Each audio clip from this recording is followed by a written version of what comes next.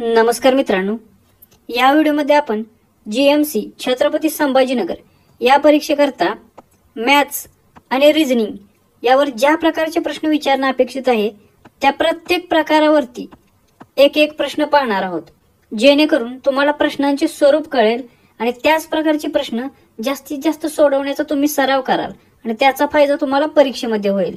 आणि हे जे सर्व प्रश्न आपण आज घेणार आहे हे सर्व ऑलरेडी जीएमसी नांदेड या परीक्षेत विचारलेले आहेत, त्यामुळे हे सर्व महत्त्वाचे PYQ आहेत, हे देखील लक्षात घ्या। चला तर मग सुरू करूया। प्रश्न आहे, दिलेल्या अक्षर मालिकेचा संदर्भ घ्या आणि पुढील प्रश्नाचे उत्तर द्या। तर आपल्याला इथे एक अक्षर मालिका दिलेली आहे, त्याच्यावरून आपल्याला प्रश्न सोडवायचा आहे। तर मोजणी ही केवळ डावीकडून उजवीकडे करावी। मग आपल्याला इथून या साईडला मोजायचे आहे। मालिकेत असे किती स्वर आहेत ज्याच्या प्रत्येकाच्या लगतच्या आधी एक व्यंजन आहे आणि लगत नंतर एक स्वर येतो। म्हणजे आपल्याला ही जी अक्षर मालिका दिली आहे याच्यामध्ये असा स्वर शोधायचा आहे ज्याच्या आधी एक व्यंजन असेल आणि ज्याच्या नंतर एक स्वर असेल। तर व्यंजन स्वर स्वर ही रचना आपल्याला या अक्षर मालिकेमध्ये शोधायचे आहे। आता इथे जे उत्तर दिलेले आहेत प्रत्येक प्रश्नामध्ये ती इग्नोर करा, आपण प्रत्येक प्रश्न सोडवूनच पाहणार आहोत। तर आपल्याला या अक्षर मालिकेमध्ये व्यंजन प्लस स्वर अशी रचना शोधायची आहे। तर आपल्याला माहित आहे इंग्लिशमध्ये ए, ई, आय, ओ आणि यू हे स्वर आहेत। तर या अक्षर मालिकेमध्ये आपण व्यंजन प्लस स्वर शोधूया। आता तर पहिल्यांदा स्वर शोधूया, म्हणजे आपल्याला पटकन उत्तरापर्यंत पोहोचता येईल। तर इथे स्वर आहे यू, त्याच्या आधी व्यंजन आहे का? तर वाय हे व्यंजन आहे। त्याच्यानंतर स्वर आहे का? यू हे स्वर आहे, बरोबर। ही एक जोडी आपल्याला सापडलेली आहे।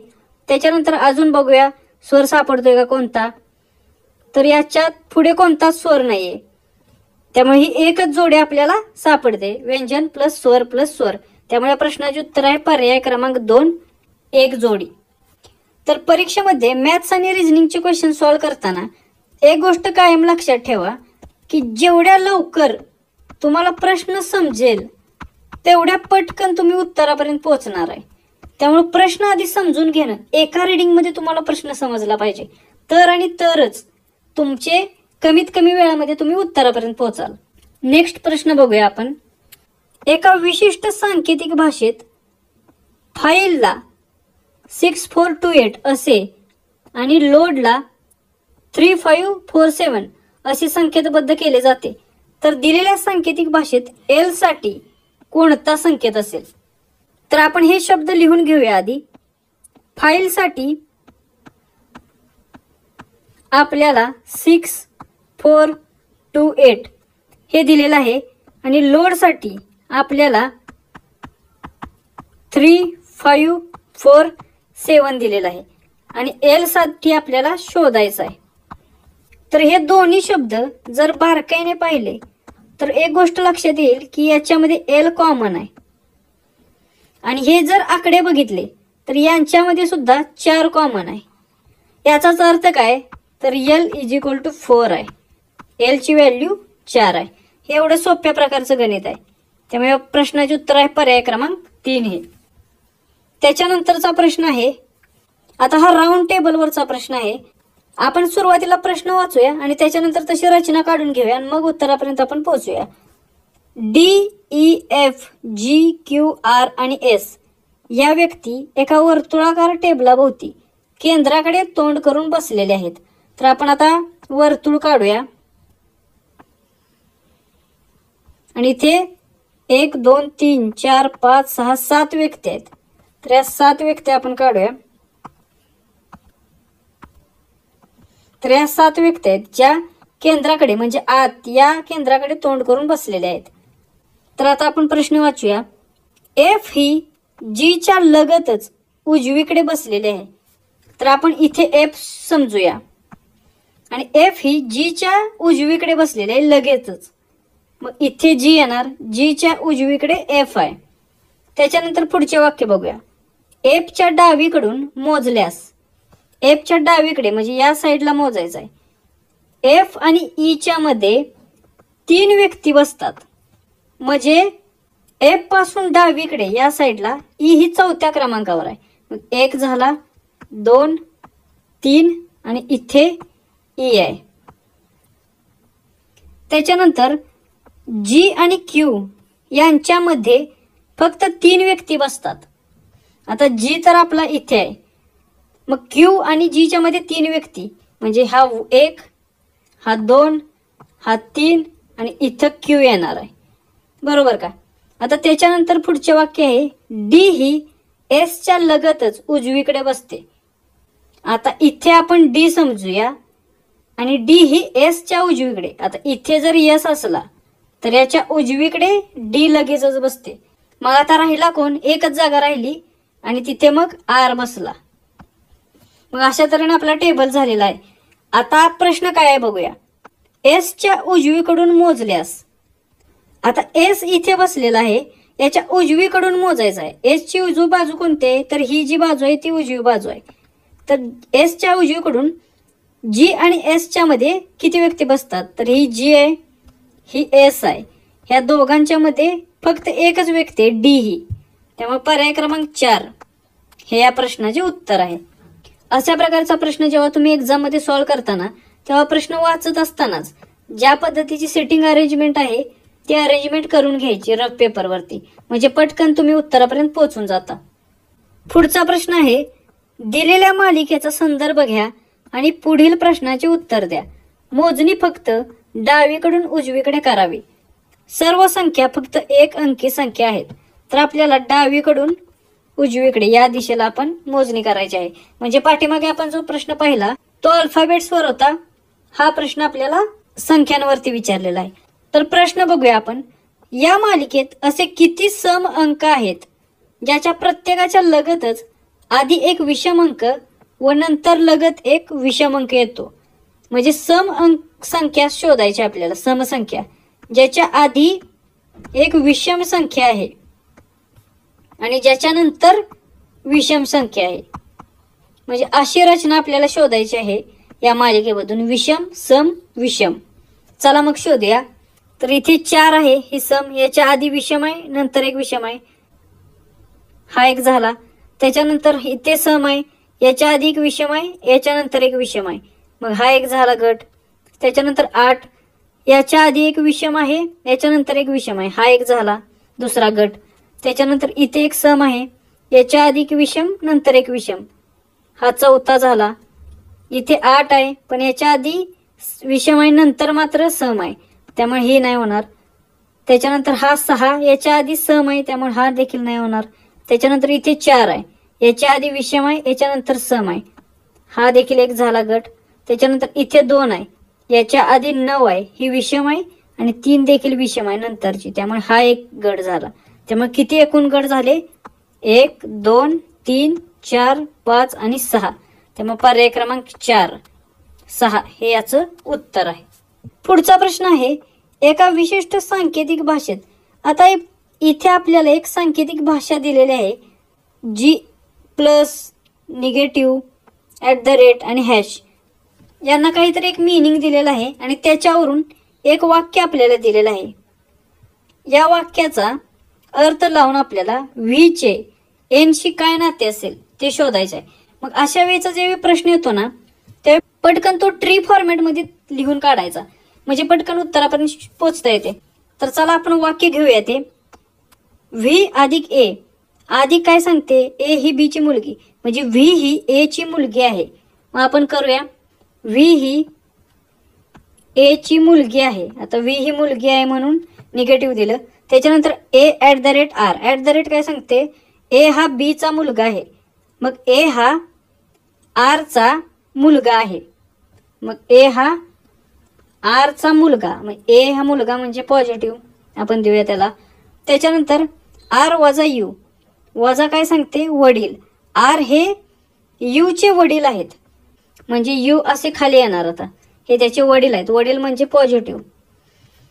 त्याच्यानंतर यू हॅश एन, हॅश म्हणजे बहीण, यू ही एन ची बहीण आहे, यू ही एन ची बहीण आहे म्हणजे ही निगेटिव्ह आली, मुलगी आली. आता आपल्याला काय विचारलेलं आहे, तर व्ही चे एन शी नाते काय. हा व्ही आहे आपला, याचे या एन शी नाते विचारलेले आहे. आता हे जे सर्व आहेत ही सगळी भावंडे आहेत, म्हणजेच एन चा भाव ए आहे आणि ए चा मुलगी व्ही आहे, म्हणजेच व्ही ही एन च्या भावाची मुलगी आहे. त्यामुळे भावाची मुलगी पर्याय क्रमांक 1 हे या प्रश्नाचे योग्य उत्तर आहे. तर परीक्षेमध्ये प्रश्न वाचत असतानाच अशा प्रकारची टी डायग्राम जर साईडला तुम्ही काढून घेतली तर तुमचे उत्तर 100% बरोबर येणार आहे. नंतरचा प्रश्न आहे, जर प्लस म्हणजे वजाबाकी, वजा म्हणजे गुणाकार, गुणाकार म्हणजे भागाकार आणि भागाकार म्हणजे बेरीज असेल तर समीकरणात प्रश्नचिन्हाच्या जागी काय येईल. तर हा देखील प्रश्न तुम्हाला 100% विचारला जातो. तर इथे आपण नवीन जे सिम्बॉल्स आपल्याला सांगितलेले आहेत त्याच्यानुसार लिहून घेऊया. 30 वजा, वजात म्हणजे काय आहे, वजा म्हणजे गुणाकार आहे, तर गुणुले 4. नंतर काय आहे, गुणुले, गुणुले म्हणजे काय, भागाकार, भागिले 2. नंतर काय आहे, भागिले, भागिले म्हणजे काय, तर बेरीज, अधिक 20. आणि नंतर आहे बेरीज, बेरीज म्हणजे काय सांगितलेलं आहे, तर वजाबाकी, मग वजा 10. आता हे आपल्याला सॉल्व करायचं आहे. चला आता हे सॉल्व करूया. पहिल्यांदा भागाकार असतो, त्यामुळे 30 गुणुले बे दुनी 4, 2 आले, त्याच्यानंतर 20 वजा 10 हे असं. त्याच्यानंतर असतो गुणाकार, मग गुणाकाराला 30 दुनी 60 अधिक 20 वजा 10. त्याच्यानंतर असतो बेरीज म्हणजे झाले 80 वजा 10 आणि उत्तर आले 70. त्यामुळे पर्याय क्रमांक 3 हे या प्रश्नाचे उत्तर आहे. आता परीक्षेमध्ये एवढं सगळं करत बसायला वेळ नसतो, त्यामुळे जेवढी जास्त प्रॅक्टिस तेवढ्या पटकन तुम्ही उत्तरापर्यंत पोहोचता, हे लक्षात ठेवा. आता हे तुम्हाला समजावे म्हणून मी प्रत्येक एक्झाम्पल स्टेप बाय स्टेप घेणार आहे. मग आत्ता वेळ लागला तरी चालेल, पण परीक्षेमध्ये एवढी प्रॅक्टिस आपली झाली पाहिजे की कमीत कमी वेळात उत्तरापर्यंत आपल्याला पोहोचता आलं पाहिजे. नेक्स्ट क्वेश्चन बघूया. इंग्रजी वर्णक्रमावर आधारित तर्कानुसार CFSL हे HKXU शी संबंधित आहे, त्याचप्रमाणे WZMF हे BERK शी संबंधित आहे. तर त्या तर्कानुसार खालीलपैकी काय LOBU शी संबंधित असेल.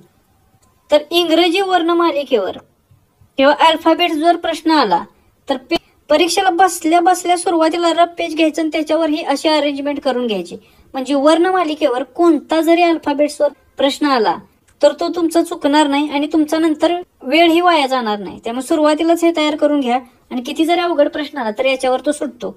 कसा ते आता आपण बघूया. तर CFSL आपण लिहून घेऊया, तुम्हाला समजायला सोपे जाईल. CFSL हे कसे लिहितात, HKXQ, HKXQ असे. तर आता बघूया, सी साठी त्यांनी H वापरलेले आहे का ते बघूया. इथं C आहे आणि इथं H आहे. मग आता मध्ये गॅप बघा, 1 2 3 आणि 4, 4चा गॅप आहे बरोबर का, +4. त्याच्यानंतर F साठी त्यांनी K वापरलेला आहे, F इथं आहे आणि इथं K आहे. मध्ये बघा 1 2 3 4, इथे पण 4. अलग लक्षात. असाच S आणि X आणि L आणि Q याच्यामध्ये सुद्धा मध्ये 4चा फरक आहे, म्हणजे +4 ने त्यांनी ऍडिशन केलेले आहे. त्याचप्रमाणे WZMF आणि BERK हे देखील सेम +4 नेच आहेत. त्यामुळे आपला जो प्रश्न विचारलेला आहे LOBU त्याचे उत्तर काय असेल, तर LOBU चे आपण शोधूया. L साठी काय असेल, L इथं आहे, त्याच्यानंतर 4 1 2 3 4 सोडले. आता हा आहे Q, म्हणजे L साठी येणार Q. त्याच्यानंतर O साठी O इथं आहे, त्याच्यानंतर 1 2 3 4 सोडले, आला T आला. B साठी काय येणार, B इथं आहे, B नंतर 1 2 3 4 सोडले, आला G. B साठी आला G. आणि U साठी U इथं आहे, U नंतर 1 2 3 आणि 4 सोडले, आला Z. तर LOBU साठी QTGZ हे येणार आहे. त्यामुळे पर्याय क्रमांक 1 QTGZ हे आपले उत्तर असेल. त्यामुळे इंग्रजी वर्णक्रमावर जर प्रश्न आला तर सगळ्यात आधी पेपरला बसल्या बसल्या अशा प्रकारचे अरेंजमेंट करून घ्यायचे आहे. म्हणजे इंग्रजी वर्णमालिकेवरचा कसला जरी प्रश्न आला तर तो तुमचा आरामात सुटतो आणि त्याच्यासाठी वेळही कमी लागतो, हे लक्षात घ्या. त्याच्यानंतरचा एक प्रश्न आहे, हा देखील इंग्रजी वर्णक्रमानुसारच आहे, फक्त थोडासा वेगळ्या प्रकारचा आहे, त्यामुळे आपण हा घेऊया इथे. म्हणजे या टाईपचा देखील प्रश्न होईल. तर दिलेल्या प्रश्नचिन्हाच्या जागी कोणता पर्याय येईल? तर आपल्याला LOP, JK, BAF आणि WZA हे दिलेले आहेत. त्याच्यानंतरच्या क्वेश्चन मार्कच्या जागी कोणता येईल ते बघायचं आहे. आता बघा, L नंतर G घेतलाय, G नंतर B घेतलाय आणि B नंतर W घेतलाय. आता बघूया, L नंतर G, L नंतर G घेतलाय, G नंतर काय घेतलेलं आहे, B घेतलाय, B आणि B नंतर W घेतलेला आहे, W. आता डिफरन्स बघा, 1 2 3 4 यांच्यात 4चा आहे, यांच्यात बघा 1 2 3 4चा आहे. आता परत रिवर्स आले तर खाली 1 2 3 4 याच्यात देखील 4 आहे. मग नेक्स्ट संख्या कोणती येईल? 1 2 3 4 आणि ही 5वी R येणार आहे. मग त्याच्यानंतरची येणारी संख्या असेल पहिली आपली R. म्हणजे इथं R बघा, R वाला पर्याय 1 2 3 3 4 सर्व ह्याच्यात R आहे. मग आता नेक्स्ट पर्याय आपल्याला बघावं लागणार आहे. तर सेकंड आहे कोणतं लेटर? O आहे, OJE. आता बघा, L नंतर O आहे, L नंतर O म्हणजे ते समोर गेलेलं आहे तर या डिरेक्शनला. मग अशी पहिल्या लेटर नंतर हे पाठीमागे जात होते. आता बघा, L नंतर O, M N आणि O म्हणजे 2चा फरक आहे, +2चा फरक आहे. G नंतर J आहे, G नंतर J, G नंतर 1 आणि 2 गेल्यानंतर J आहे म्हणजे +2चा फरक आहे. म्हणजे R नंतर देखील +2चा फरक असणार आहे. मग R नंतर +2 करा, 1 2 आणि U आलं, त्यामुळे इथं U येणार आहे. आता R नंतर U असलेला पर्याय कोणता आहे? तर पर्याय क्रमांक 1 हेच आपलं उत्तर आहे. आता आपल्याकडे वेळ आहे त्यामुळे आपण अजून पुढचा शेवटचा शब्द देखील पाहू शकतो की बरोबर येतोय का. O नंतर तिसरं लेटर P आहे बघा, O नंतर P लगेच शेजारचा आहे, J नंतर K आहे लगेच शेजारचा आहे. त्यामुळे आपला U आहे, U नंतर कोणता येणार आहे? V येणार आहे. त्यामुळे RUV हे आपले बरोबर उत्तर आहे. त्यामुळे पर्याय क्रमांक 1 हे उत्तर आहे. तर अशा प्रकारचे प्रश्न या पद्धतीने आपल्याला सॉल्व्ह करायचे आहेत. यानंतरचा प्रश्न आहे सोडवा. आपल्याला इथे एक गणित दिलेलं आहे किंवा इक्वेशन दिलेलं आहे ते आपल्याला सॉल्व्ह करायचं आहे. खरं तर हा खूप सोपा प्रश्न आहे. प्रश्न पहिल्या तुम्ही उत्तरापर्यंत जाऊ शकता जर तुमचं प्रॅक्टिस असेल तर. पण आपण हा प्रश्न पूर्ण स्टेप बाय स्टेप सॉल्व्ह करणार आहोत. चला तर मग याची सिम्प्लिफिकेशन आधी करूया. 2⁻1 इंटू 3⁻2 इंटू 4⁻3 डिवायडेड बाय 6चा दुसरा घात. 6चा दुसरा घात आपण कसा लिहू शकतो?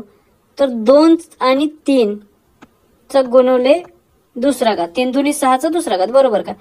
8चा मायनस पहिला घात कसा लिहू शकतो? तर 4 गुणवले 2चा मायनस पहिला घात, बरोबर का. आता याची पुढे जाऊन अजून सिम्प्लिफिकेशन होतं. ते कसं?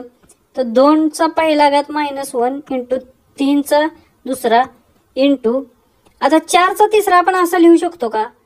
2चा दुसरा घात इंटू चा तिसरा घात, बरोबर का. अशा प्रकारे देखील आपण हे लिहू शकतो.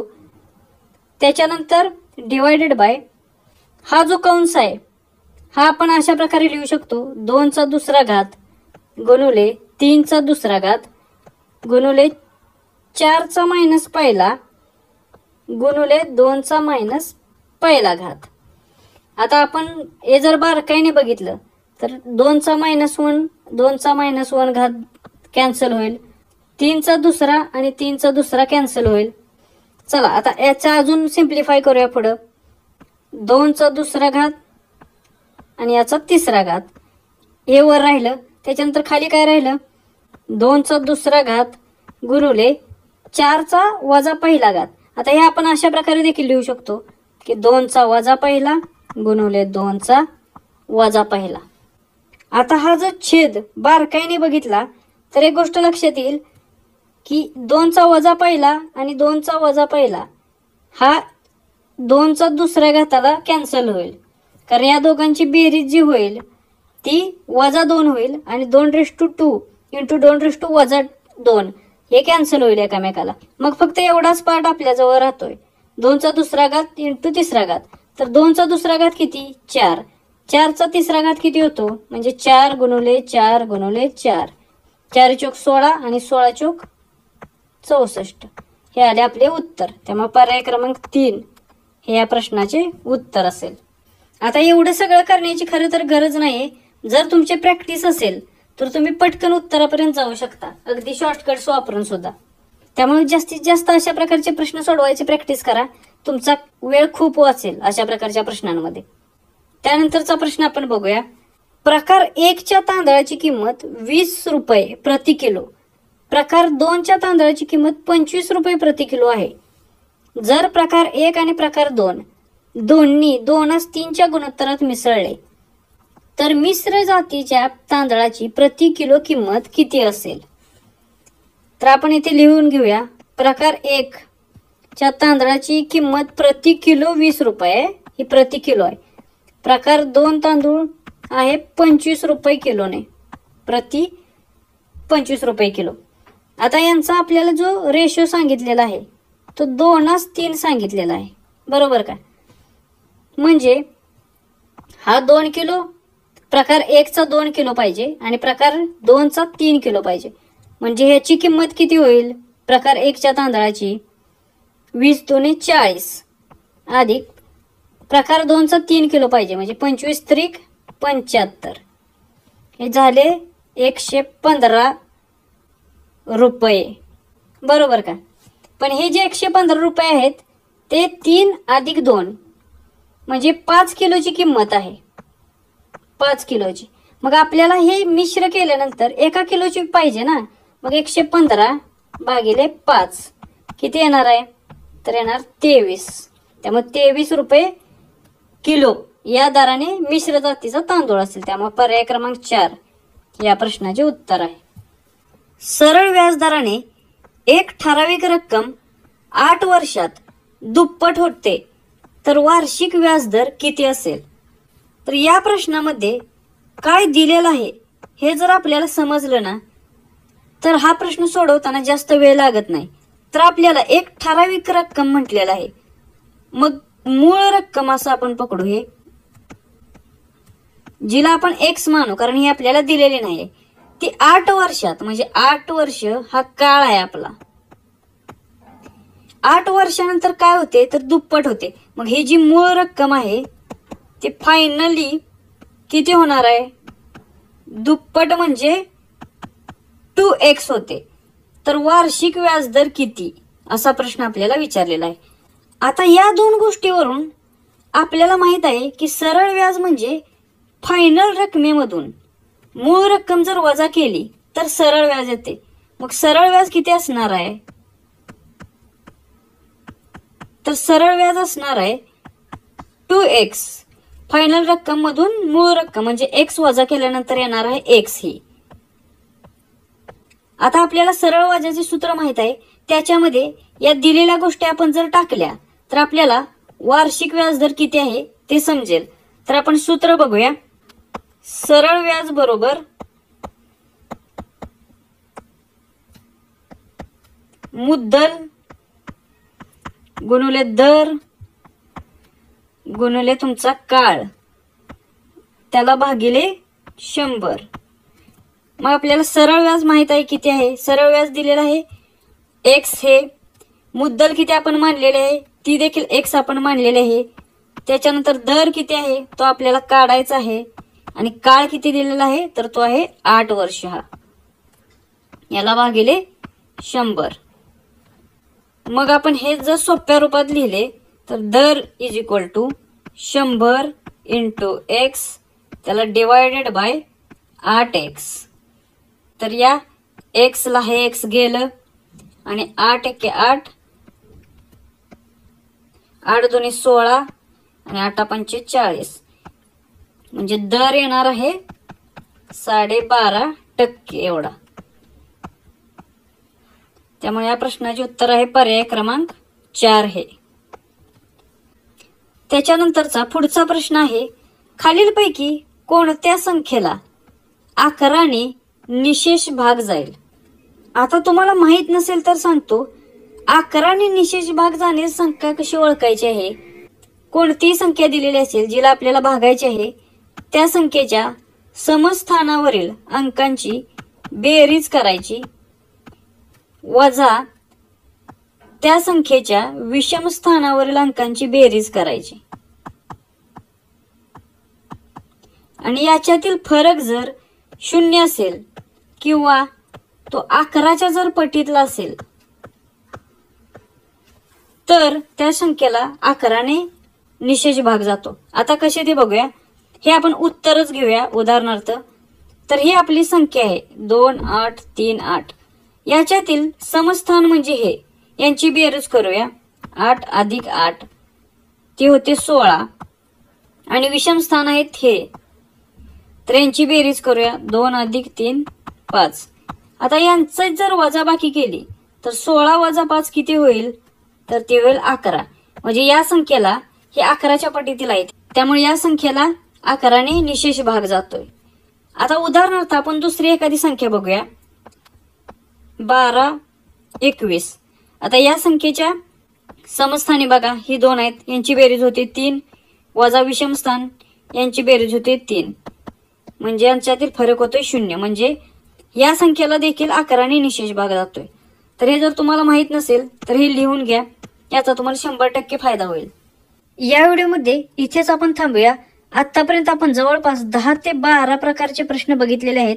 अशाच प्रकारचे प्रश्न तुम्हाला पेपरमध्ये विचारले जातील, त्यामुळे या प्रश्नांचा जास्तीत जास्त सराव करा. प्रत्येक प्रकारचे प्रश्न जितक्यात जास्त वेळेस तुम्ही सोडवाल तेवढाच जास्त फायदा त्याचा तुम्हाला परीक्षेमध्ये होईल.